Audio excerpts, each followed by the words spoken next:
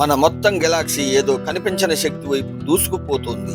ఆ కనిపించని బలాన్ని ది గ్రాడ్ అట్రాక్టర్ అంటారు. ఇది ఒక జైంట్ కాస్మిక్ గ్రావిటేషనల్ సెంటర్, కానీ అది మనకు కనిపించదు.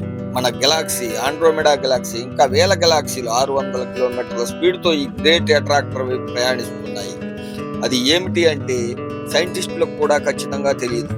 ఇది ఒక భారీ దగ్గరగా ఉన్న స్ట్రక్చర్ కావచ్చు, లేదా డార్క్ మ్యాటర్ తో నిండిన మాసివ్ క్లోన్ కావచ్చు. మన టెలిస్కోప్ కి ఇది కనిపించకపోవడానికి ఒక కారణం ఉంది. ఇది మిల్కీ వే యొక్క మధ్య భాగం వెనుక ఉంది. మన గెలాక్సీ ధూళి, గ్యాస్ అన్ని దాన్ని కవర్ చేస్తుంది. మరో థియరీ ప్రకారం ఇది అసలు ఒక పాయింట్ కాకుండా సూపర్ క్లస్టర్ అనే భారీ ప్రాంతం మొత్తం గ్రావిటేషనల్ సెంటర్ కావచ్చు అంటారు. మన గెలాక్సీ అక్కడికి చేరడానికి 100 బిలియన్ సంవత్సరాలు పట్టే మనం ఆ దిశగా ప్రయాణం మొదలు పెట్టామని మాత్రమే తెలుసు.